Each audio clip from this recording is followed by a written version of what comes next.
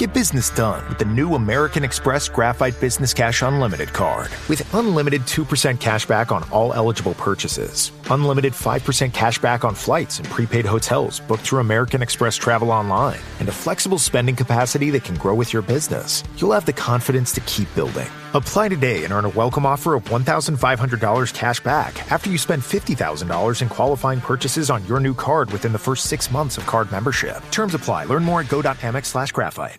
Study and play come together on a Windows 11 PC. And for a limited time, college students get the best of both worlds. Get the Unreal College Deal. Everything you need to study and play with select Windows 11 PCs. Eligible students get a year of Microsoft 365 Premium and a year of Xbox Game Pass Ultimate with a custom color Xbox wireless controller. Learn more at windows.com/student offer. While supplies last. Ends June 30th. Terms at aka.ms/collegepc.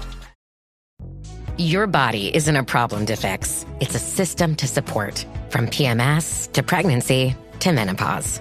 Ollie's Women's Wellness line is built on real science for every stage. No guilt, no stigmas, just science-backed supplements that work with you, not against you. Choose science over shame. Find support at a retailer near you or on ollie.com. That's OLLY.com. Hey everybody, it's Eddie Trunk, and you are listening to The Hook with Jay Scott.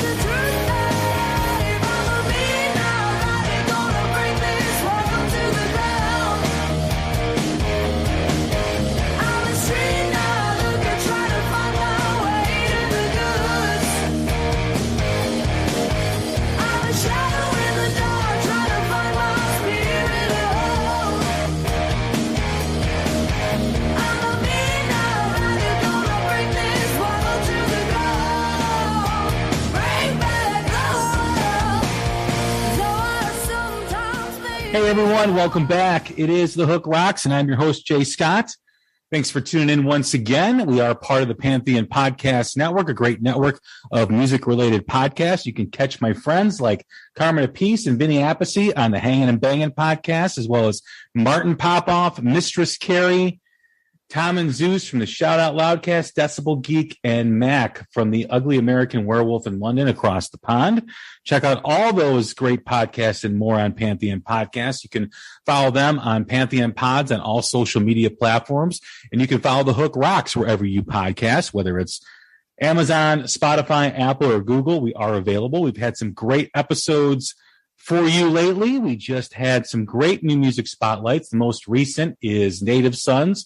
Prior to that, we had Stone Broken and Bastet from the UK, as well as some other great bands too as well, like Joyous Wolf and Georgia Thunderbolts. So check all those out and more. I think we've got close to 150 right now. So we've also just recently had Mark Tremonti talking about his new album. Mark Tremonti sings Frank Sinatra, as well as Joe Satriani, Scott Gorham from Thin Lizzy, and Ty Tabor from King's X. And don't forget to check out our quarterly review, the top albums in the first quarter of 2022 with my friend Chris Corradetti.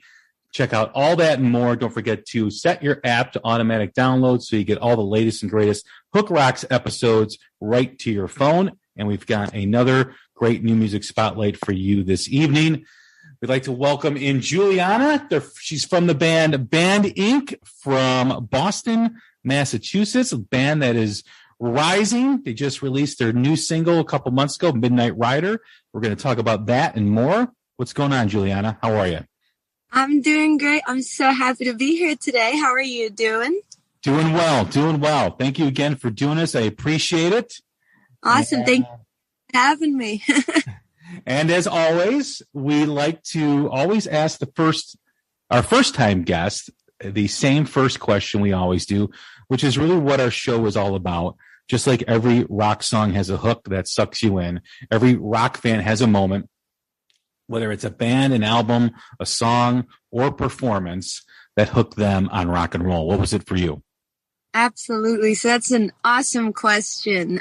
So for me, what got me into even performing, even like loving rock music, for me, the band that got me into it, and specifically the hook, the band Led Zeppelin, Black Dog, was like the first rock riff that I heard that I was like, all right, I want to know more about this genre. I want to know more about this band. So that was the first one for me, I would have to say. That's an excellent first song to hear. Where did it go from there? From Led Zeppelin, Black Dog? Absolutely. So after that, it's a funny story. So I used to do after school programs as a kid. So I would leave school. I'd go to a music school down the street, and I would play in a program, and they would put all the kids in one room and be like, all right, let's all pick a song that we'll learn, and next week when we'll come back, we'll jam. And it was Black Dog. That was like the first song. And after that, I was like, all right, every song I'm going to request is just going to be classic rock. So then I got into bands like Boston. Then I would get into bands like Iron Maiden and then Queen and just all those songs. And I got just sucked into the void of rock music, and I've never escaped it. And I'm glad, because I love it. It's my favorite genre. And I just have always been interested in rock music, the history of rock music, just all that, all that in the circle of rock. As far as you getting hooked on rock and roll, you mentioned Black Dog and you mentioned being in that program.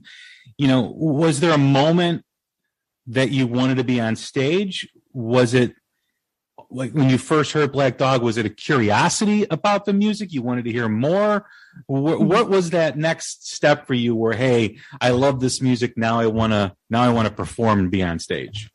Exactly. So, for me, it's funny because I love performing on stage now, but a few years ago, and part of it still creeps up now. And then I've always been very shy, and I've always been the one kid to keep to themselves, always in the corner. And so listening to that music inspired me to want to perform and, help me express myself, because something that I am not was not very good at, and still sometimes I'm not very good at, is expressing myself with words and, communication. And music has always been a way to help me show people who I am. So like, loud and angry music has always just been a way of me being like, yeah, this really represents who I am and who I want to show who I am, so I listening to music like that, I'm like, all right, I am terrified of being in front of people. So I'm going to force myself to go on stage and just kind of perform and, give it the best that I can give, and just kind of, express myself to everybody. So was it a sense of getting a release, or getting, to overcome a fear of because you were shy, or, was it, seeing a performance that electrified you, that said, hey, this could be my path out of my shell? Exactly. That's an awesome question. For me, it's really, to me, like you mentioned, if there was a performance. So it's like a little short story that I have. So my best friend in the whole world is my grandpa, and he's the reason why I do music. And I'll never forget, he has an office that I used to spend a lot of time in. And he one night was just listening to music really loud. And I was like, I wonder what he's listening to. So I went upstairs and sat next to him, and he was watching, it was Queen, Wembley Live, and it was Freddie Mercury with the jacket. And I remember just watching that and being like, this man has like the eye of like thousands and thousands of people. He has them like in the palm of their hand. Like, it's so amazing what he's doing. And he's just a man singing in front of a crowd, but they're all interacting with him. They're all participating with the show. And that, to me, I looked at that and I said, I want to do something like that. I want to play in front of a crowd of people and, have them join in on the fun. Because when I go see a show, I want to be a part of this show. I want to be in a room full of people that love the same music that I love and feel like they're a part of something, which is what I love about music. It unifies us all together. So that was something that really helped me say, like, oh, I want to pursue music and I want to play in front of people. That was really a performance that I don't think I'll always have that as a memory, going to my grandpa's office and watching that with him. And I'm like, who is it? He's telling me the whole history of like Queen and everything. So that was probably the point that I was like, all right, I want to do music forever. That performance that you mentioned is an absolute incredible performance. I always think of the play back and forth between him and the audience before Under Pressure, and the way he's guiding the audience through this vocal exercise is just absolutely tremendous. I don't know if anyone could do it quite like Freddie could do it. It's an absolutely remarkable performance. Exactly. And to me, he's my favorite number one frontman of all time. I think that, what he did will never be done again.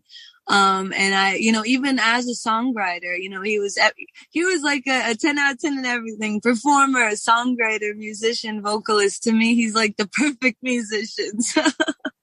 Yeah, no, it's very interesting how a performance like that, when you see the huge crowd and you see the band and there's the lead singer being the maestro of the performance and being that gateway to that synergy between the band and the performance, because it really comes from the lead singer. Sometimes it comes from the guitar player, but more likely than not, it's the lead singer that kind of leads the way. And how, when you see something like that, there's a beauty in it. Yes. The music is loud and the music can be chaotic, but there's a beauty in that synergy. And I agree 100%. It's like, the band is like, it would, without a member, it would be lost, but like, I don't know what it is with Queen. Like you would sail the ship, take it away. On a smaller scale to that, I don't know if you've ever been to a Butch Walker concert. No, I have not. No. Oh, Butch Walker, he's a big producer in rock music, but he's got his own solo career, and he's been in bands like Marvelous 3, and he's had his own solo stuff. He's produced everyone from Pink to you name it. He's produced them. But he plays small theaters and clubs when he does his solo stuff, and 2,000 people, 1,500 people, and he gets so much playback or sing back from the crowd. Yeah. It's a smaller scale, like I said, but it's just a remarkable performance whenever he does that, and the crowd is singing the lyrics to an artist that is really not well known. That's how much music can connect with people. I agree 100%. It's awesome. Like even with our song Midnight Rider, we do shows, and you hear people in the crowd like Midnight Rider, and like that makes my heart explode. I'm like, wow, like because you write something and you put it out in the world, and you can hope that people can enjoy it and listen along to it and add it to their catalog of music that they listen to on their day-to-day lives. So it's a wonderful feeling. Yeah, it is. As far as writing goes, you mentioned being shy and how music gave you the ability to express yourself. How important is songwriting, and how important are lyrics to you when you are going through that process? It's very, very important to me. It's something that I have in my day-to-day life. I love songwriting.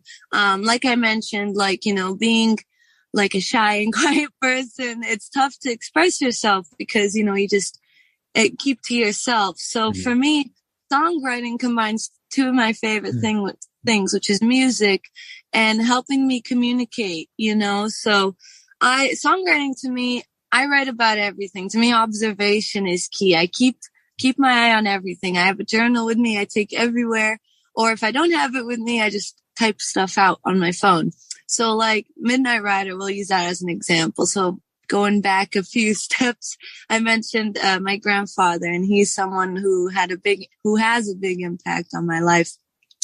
And I wanted to write a song about him because he's very important to me. And I thought, you know what?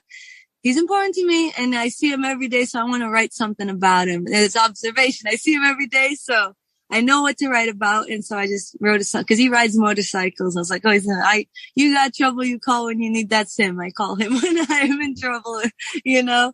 So, and it's just something that I love to do. I love writing about, you know, stuff that I see, stuff that I go through, stuff that, you know, either my close friends, you know, stuff that just happens around my life and I'm able to write about, I add to my music, and it just helps a lot to create and, you know, add more. You're going through that process as a shy person and using that as an outlet. And you mentioned being observant mm-hmm. in your own life, being observant of others. When you do observe things and you're trying to write a song about it, mm-hmm. you know, what are those steps that you go through? How do you connect with that situation? It's definitely like every situation, like I always look at, and I always say, like, you know, how do I feel about this? Like if I had a specific day, I was like, you know, I had a really good day today. I'm going to write positively, you know, this is how I felt.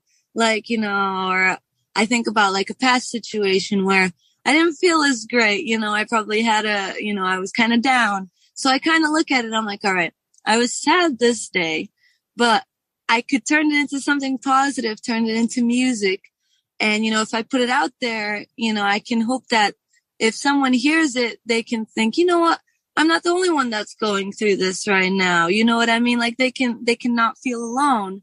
And to me, I always, you know, there's a connection between that. You know, you want to create something that not only you yourself like went through, you want to ensure others, like, I'm not the only one that's going through this. You know what I mean? Like, just, it's really a way of communication in the music and the lyrics. You know, it's like having a conversation with people. It's definitely a magical experience, I would say. You know, having that conversation, you always, I don't want to say run the risk, but but once you write a song mm-hmm. and you write about something you observe or something happening in your life, once it's out there, the audience then owns it in terms mm-hmm. of how they perceive it and how that makes them feel. Mm-hmm. Is it important for you to maintain what you feel and transfer that over to the audience, or is it something that once you make it, you know, it's now theirs and you're comfortable with the fact that they may determine it something different from it? That's a tough question because I never looked at it that way, but it's very interesting because, like, I don't know how to answer. It's like when I make music, I always try to make it as clear as possible. Like, I'll give you a little sneak peek. We have a song coming out soon, and I made it very obvious that it's like a breakup song. You know, all the words lead to, you know, love or romance. And then, you know, I try to always base it off of at least one theme. Like other songs that we have, like we have a song. We're going to be releasing soon too. Like, Past the Line. That's the name of the song. And the meaning behind the song would have to be like, I'm always in the same situation. And when I'm always in the same situation, everybody always comes and asks me for help. You know what I mean? You can see it in the lyric form. So I try to make it as obvious as possible, but you're right. Some people can look at it differently. And I'm okay with it because I like to interpret things differently with other songs as well, with other artists. I like to look at it from different point of views. So I'm going to have to say I'm okay with it. You know, if there's a different situation you're going to, but you connect with the words and the music makes you feel happy and feel better, I'm okay with it. You know, that creative process, you know, with the band Inc. You're the front woman of the band. How does that creative process? How do you handle that creative process with people's input in the band, or are you the singular creator of what the music is? That's an awesome question. So for the longest time, Band Inc. was like a hired gun situation. It's very hard to find steady band members because everyone, as you know, in this day, like everyone plays in 10 different bands, it's so hard to find people that are like, yeah, steady lineup, one weekend they're there, one weekend they're here. But, for the longest time, it was just me. I would write all the songs, keep everything. It would always be me that would be at the show all the time, just different band members. Right now, we have a steady, really awesome guitar player, Victor Adriel. We co-write music together. It's awesome. He's an incredible musician. And for drums, we have always a different drummer depending on the area. When we're back home, we have a steady drummer. When we're in LA, we have a drummer there. But as of now, it's me and him rocking out, It's definitely a lot of fun. As far as this year goes, you just released the song Midnight Rider a couple months ago. You've got a new one coming out. What is the plans for Band Inc. in 2022? So we got an exciting year. So we just got back from Nashville, recorded some stuff. We will be releasing a single very, very soon. Beginning of summertime, it will be out, and it's definitely different from Midnight Rider. Heavier, got a really fun song to it, and I'm just so excited to get it out there for everyone to hear. Is there going to be more singles, an EP? What are the plans for that? For sure. So we definitely have this single coming out, probably another one after that, and then the EP should be out, by the midsummer time. So this summer is going to be explosive. A lot of music coming out. and touring and playing live. What are your plans there? Very, very busy. So right now, we've been playing a lot. We just got back from Nashville, like I said. End of the month, we're doing a string of tours. Dates down in Florida, going to be a lot of fun. June, we're on the West Coast. We actually just got booked a show in Vegas. So June 8th, we're in LA. Vegas is June 9th. Then we go back to the West Coast, the end of June. And July, we got dates in New York. We're going all over the place. It's definitely a lot of fun. So one thing that I do suggest is if anyone wants to see us, on social media, Spotify, YouTube. We also have a website, www.bandincrocks.com. You can find everything there. But I always recommend the social media because we put everything up there, pictures, new merch. So for that, Facebook, I would type out BAND, Band Inc. Instagram at BAND_INC. You can find us there. And Spotify, same thing, just Band Inc. When you look at where you're at now and, starting out primarily as, it's you and a bunch of hired guns. Now a band is starting to formulate, with a guitar player, and it's, you're moving forward with that. What excites you the most about present day Band Inc., present day Giuliana? That's an awesome question because I'm always just so excited with everything going on now. I'm just excited to get all of our music out there for everyone to hear. Definitely excited for the new single to come out, some more singles to come out, and even the EP that's coming out later this year. And what's so exciting for me is going out and meeting new people, new supporters who like the band, and just really everything that's been happening now is it's like a dream come true for me. Really, I get to live my dreams of playing music, writing music, putting it out for all to hear. It really is a dream come true. And, it's just so much more too, Going back to your writing style, observant, shy, having things shut down and not being able to perform how you want to, how much of an effect did that have on that process? It had a large effect because, around 2019, I got really comfortable with where I was. I was like, okay, I still am a little shy, but I'm at least able to put myself in front of a crowd of people and perform. And then all of a sudden, the world shut down again. I'm like, okay, here I am, huddled into myself again, So it was tough because I was kind of put in that same place that I used to be in. And then, I just thought, what, I'm just going to write about how I feel, try to get it out there. and, you know, got to be creative with it. It was definitely tough because, you know, what we musicians do is we're always in an environment full of people, you know, we're playing out, we're always meeting new people, traveling. So it was really tough, you know, but it gave me time to reflect and, you know, write and really just, you know, create as much as I could. How did you as an artist get better during the pandemic?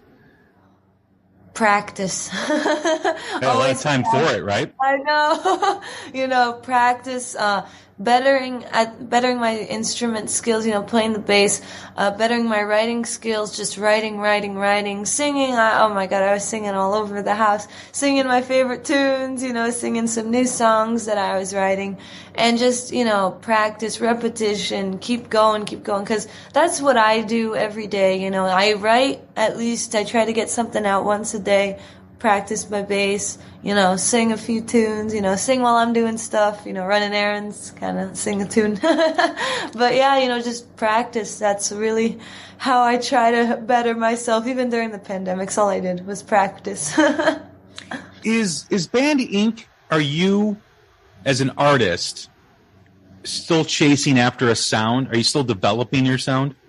I was actually thinking of this because, like, for a while we didn't have a sound, you know. I've always wanted to do that classic rock sound, you know, but I also wanted to have sort of like a heavier sound to it. So if you picture like classic rock, a little bluesy, you know, like that kind of 70s vibe, but also the new modern rock age, which is like heavy rock, you know, you got a little bit of that drop tuning going on. So over these past few months with all the originals, I'm glad to say that we do have a sound now, and you'll be hearing it a lot in the new music. You know, Midnight Rider has that, you know, that tuned down kind of sound, but it's also classic. But with the newer stuff, we're making it just a little bit more heavier with a little bit of a drive to it. So I think we've established a sound as of now. How does that sound come to be for you? Is it just all the influences you have? Is it something that you hear in your head? You know, how do you go after something like that? It's definitely some influences as well. Like I mentioned before, like Zeppelin is a big influence to me. I grew up just listening to Zeppelin, but also bands like Motorhead, Hailstorm, Dorothy too. She's a big influence to me. Just saw her live. Oh, you did? How was that? She was fantastic, yeah. Oh, when she was here, I was in California. I was so mad. And she wasn't even doing like shows on the West, but she's a big inspiration for me. But a lot too, when I write, I like to, you know, think a lot of, okay, what could this sound like live? That's like a big thing that I like to think of because we play so much live. I want to think of like how the live experience is going to be, like what is that going to sound like? How can we turn it into like a studio form? But it's a little bit of both. Well, I imagine for any young band that's out there, you know, you've got an idea of what you want to sound like or what direction you want to go. Mm-hmm. But it does take a while to kind of hone in on your sound, right? To kind of get that identifiable sound that you know it's your band the moment you hear the first couple of notes, you know, and that's a challenge, you know, because everybody's coming up, everybody's got influence. Some are the same, some are different. What always amazes me, though, is how people have very similar influences, yet they sound completely different. Exactly, yeah. You know, that's something that is just amazing about rock music. It really is. And like something that I was taught many years ago is, you know, we're artists, we all have different fingerprints. And that fingerprint is going to be different than other artists, you know, and we try to make it as original as we can. You know, you turn on the radio, you hear Adele, you know it's Adele because that's her sound, that's her fingerprint in the world, you know. So I definitely do agree, you know, we have influences, but we also can sound totally different sometimes. It really is amazing. Well, I always make that comparison, you know, the Rolling Stones and Led Zeppelin, both are influenced by virtually all the same artists, you know, Muddy Waters, Howlin' Wolf, and they sound completely different. They don't even sound like they were, you know, yeah. I mean, it's just so amazing how that happens. It really is. And it's like, you know, you hear about all these, I think about that often because in the 70s, you know, they all had the same influences, but they take it and they make it their own, and it sounds totally different even though two people listen to the same artist. You know what I mean? They change it. It's really incredible. You know, we talk about, you know, the state of rock.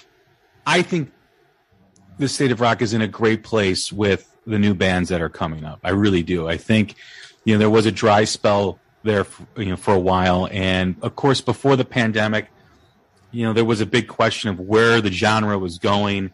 And who would have thought that during a pandemic, for me, at least what I see, rock seems to be growing. Rock seems to have more of an impact than it did 2017, 2016. There's all these great bands.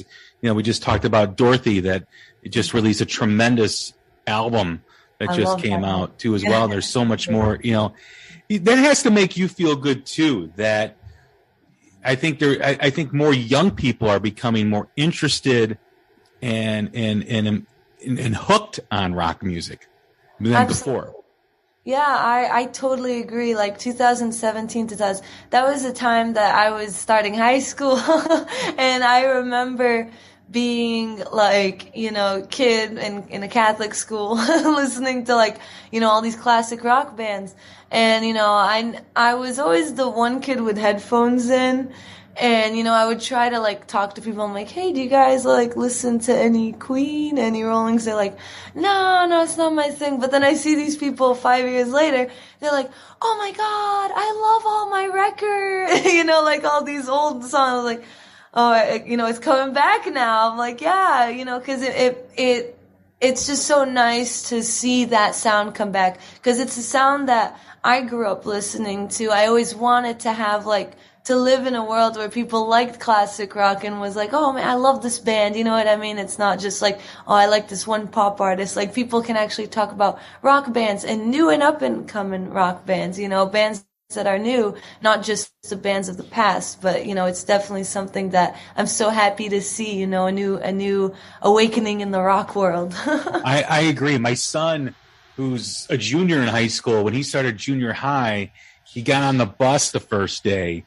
And he had a Motorhead shirt on. I love it, yeah. And everyone thought he worshipped the devil, you know. And he's like, no one listens to rock music, Dad. No one listens to. I go, give him time, give him time. You know, because I went to Catholic school, you know, when I was growing up, and I had an older brother, so he would always kind of bring records in the house, and I'd be listening to them. And my friends were listening to like Duran Duran and all that stuff, and I was listening to like Motley Crue and Van Halen and all that stuff. And I remember because I used to wear a uniform in Catholic school, and I was a powder blue shirt and navy blue pants, and I would wear this Motley Crue shirt underneath that had a skull with handcuffs going through the eyes and everything. That's so cool. I love it. And all the nuns, all the penguins were like yelling at me and everything, and I would get in trouble all the time. So yeah, it's your spirit, right? It is. I actually had the same experience. So in Catholic school, we used to wear the uniform, and about like 2 times a month, like we could show up in like our comfy clothes or like, you know, dressed on day. And I wore a Zeppelin shirt. I got sent home, but they were like, that's the devil's music. And I never said anything throughout high school, but the one time I did, I said, no, this is God's music. And then I think that just got me in more trouble. I mean, come on, they wrote the song Stairway to Heaven. They're telling you how to get to heaven. You know? I know. They're giving you directions.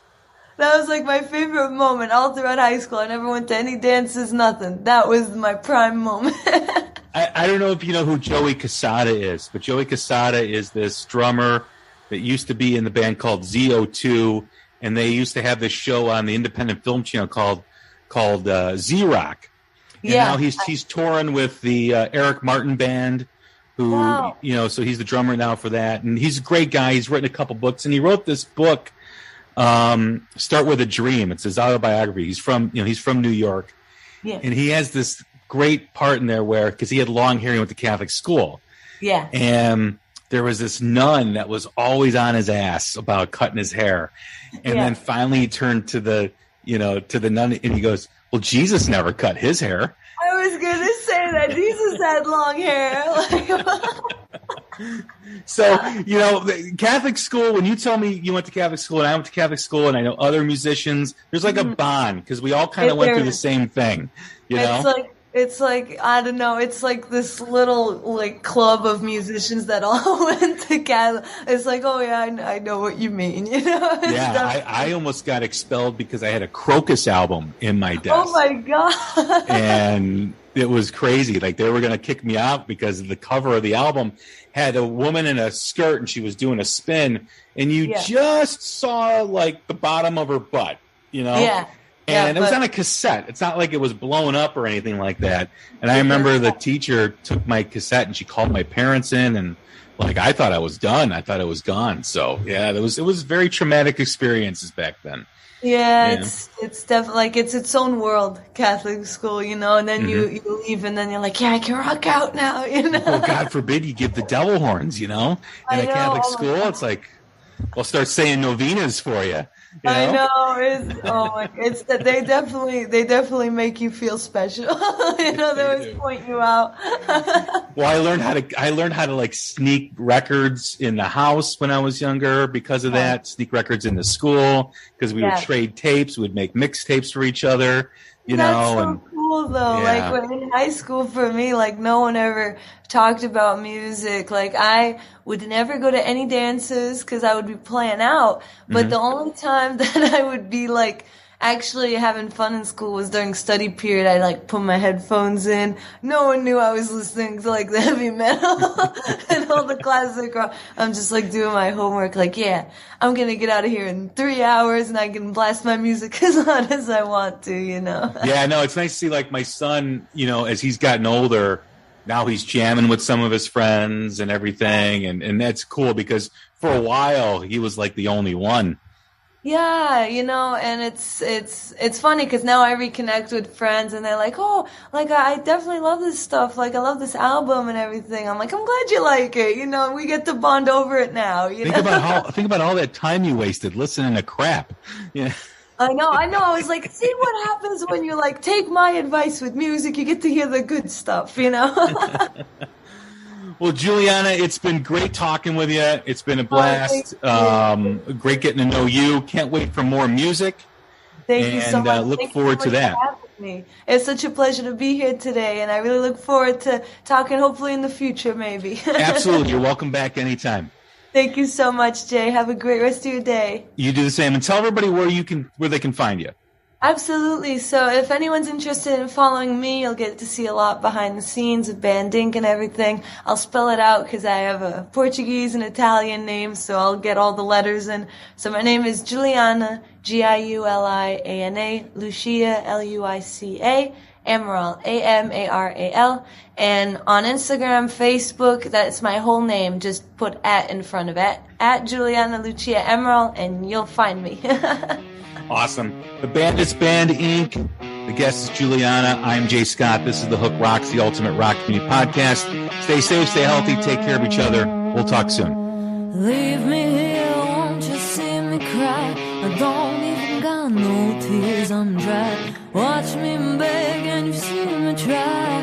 Why stay longer when there's no surprise? I'm tired of wasting all my time. Oh, leave me here to die.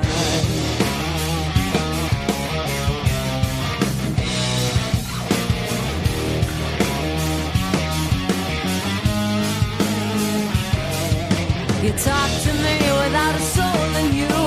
How many times did I tell you? You know you broke my heart in two. Why do you even know the things you do?